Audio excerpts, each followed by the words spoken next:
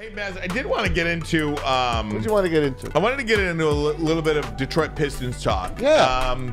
Because we did talk about this, Lindsey, and you can leave yourself out of it if you want. Will do. You can leave yourself out of it. You know how we feel about you. You know how we feel that we believe the Detroit Pistons need a change at head coach, and we're just going to get this on the record. We believe you would be a perfect choice to be the next head coach of the Detroit Pistons. I don't even know if this is a fair conversation to have with you in the room. That's right. But nonetheless, it does appear that Dwayne Casey is on his way out. He met with Pistons owner Tom Gores 2 days ago for about 40 minutes. After the game, all the there's Yahoo Sports coming out with a report today that all the Pistons staff members are fully expecting Dwayne Casey to not be the head coach next year. So all those the 17 assistant coaches that the Pistons have, though they're going to be needing other jobs too. Remember when they just had the Brendans, Sir and Malone, or Mike Woodson, and Malone. You know what I mean? Mike Woodson. He's in Indiana now. Yeah, right. So either way, Arnie Kander. Yeah, exactly. Arnie's on his way. Mike Abdenauer wasn't an assistant coach, but they were trainers. I see Abdenauer at church all the time. Good. Very good. With the conveyor belt on, yeah, like his right. Batman belt. You're right. Anyway, I just it didn't work. It's not working. How much, Lindsey, could a coach help this basketball team? Sometimes you just need another voice.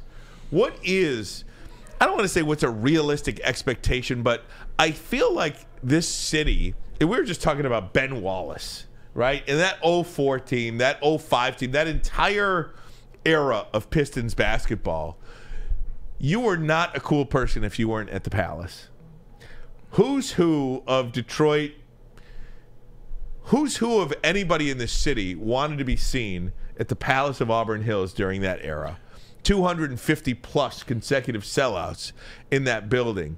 You just wanted to be there, and now people don't even care about the team. Well, you know, it's hard when you're losing, but our fans still, we were the top 12 in attendance in the entire NBA this year. So that should tell you that people want to cheer for something. You know, people still came out, man. Those games were packed. And that's what, you know, a young team that, you know, with a ton of injuries, you know, a lot of guys didn't play. Cade didn't play, you know, for the majority of the season. So, you know, I just think with the fact that Cade will be back, you know, Stu didn't play the last part of the year. So there's a lot of guys missing from the mix. With the team being healthy, it'll be a lot better. It'll be a better product on the court next year. And who knows what pick we'll get, you know, to piss Maz off again. We got a 15% chance, just like the other, two guys? Right. To maybe get 14%. Maybe get the first. I'll make a prediction. The Lakers will get the #1 pick, even though they're in the playoffs. Even though they're in the playoffs, the Lakers will get the #1 pick. It's bull. I keep thinking San Antonio is going to get it. I just think the conspiracy. I'm not a conspiracy theorist, but I just keep thinking San Antonio is going to get it because of the French kid, and they've had experience with that. Tony Parker. And he has big guys, and he loves – I don't know, man. Let me just read this quote that you're seeing on the screen right now, and if you're doing audio only, let me read this from Dwayne Casey. Quote, "I want to do what's best for the organization, whether it's coming back here and coach or whatever Tom and Troy has for me. I'm a big boy. I've got a lot of basketball left in me."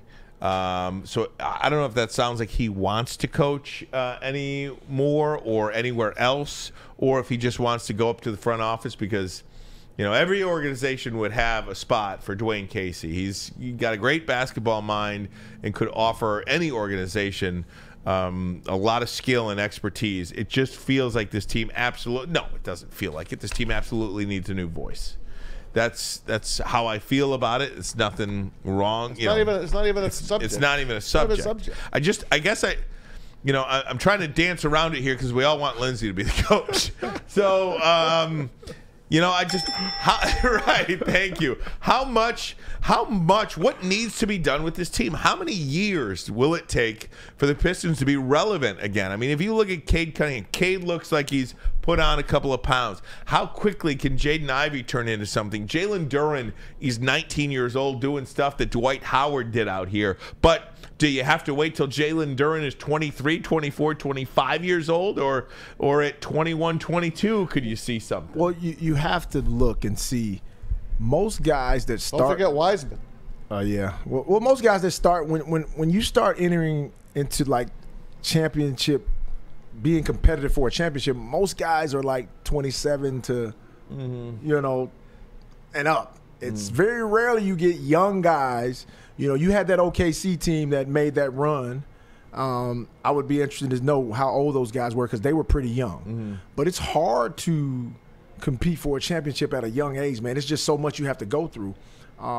First, you have to get the talent. Right. You know, and I think we're starting to see, you know, we're acquiring a lot of talent and assets and you know, salaries won't be a problem for now. But it's going to depend on a lot of different variables, man. Who do we get in this draft? You know, how will the team be constructed going forward? You know, are we going to keep some guys? Are we going to make some moves and trade some guys, you know? Well, Lindsey, 1, 2, and 3. If you don't get the first pick, who are you picking at 2? Scoop.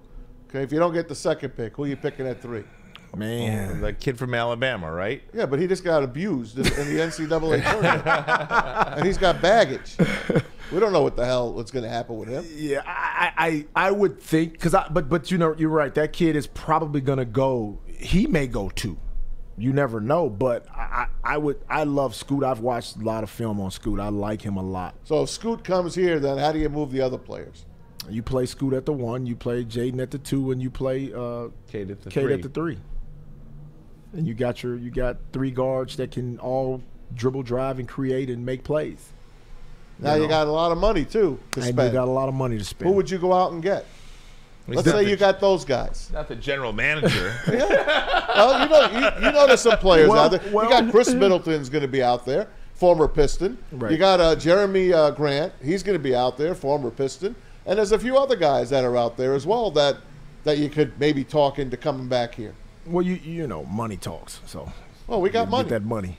But I would definitely go after some veteran guys because I think you need some solid veteran guys in your locker room to kind of guide these young guys, preferably some guys that have won championships or won a championship that can kind of help teach our guys, you know, the right direction and how to do things, you know, the winning way. Can you go out and get a guy that would want to come here?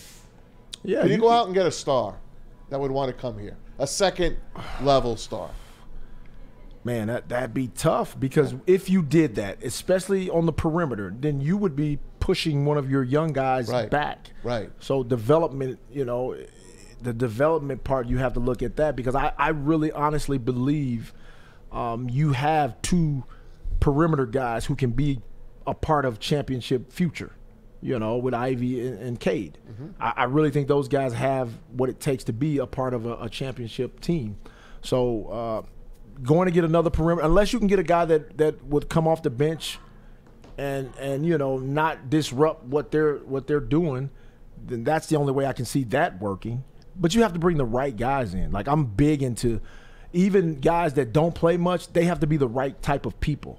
Because you don't want a distraction, you know, especially a guy that's not playing much. How about Kuzma? I like Kuzma. I like Kuz because I think Kuz can play multiple positions. You know, you can play him at the stretch 4. He can play some 2, some 3. You can move him around. So it just depends, man. It depends on who's out there and how they mix with what we already have. Good stuff. It's going to be a long off season, and hopefully in a couple of weeks. When is the draft lottery? May 17th or something like that? It'll be during one of the playoffs. Oh, man. And then the June we can get draft. Victor, man. It's all worth it. That's right. No doubt. Do you really think he puts him on the map? Yes. Oh, God, yes. Absolutely. Oh, my goodness. He's a generational player. Yeah, if he can stay, if barring any injuries, you know, because I think – when you look back and you look at Giannis, when Giannis first was with Milwaukee, nobody really thought Giannis was going to be what he is now. Sure. You know, he was coming off the bench playing very little. He was skinny, And now, you know, he looks like a Greek god, and he is a monster. You know, He sure is. Speaking of big guys too, how about the Oklahoma City Thunder? Oklahoma City, they had a real bad break with Chet Holmgren. Yeah. And they're 39-42, 10th spot in the West. I tip my hat to those guys. They got like 1 million draft picks stocked up. I tip my hat to those guys. Yeah, but Ryan, how long are they going to be mediocre? They've been mediocre since they lost the big three. No doubt. So he's had plenty of time. Yeah. But you'd like to believe it's happening for them now. I mean, a little bit. How many years has it been? 4 since they lost Westbrook? Well, he came back, didn't he go? Or they just left him last or something? Yeah, Was he the last one? Yeah, they left him last. So I mean, but you lose KD, you lose Harden. Yeah. Whew. Yeah. They've been through the mill. Yeah, they've been through the mill. It's tough. They've been through the mill.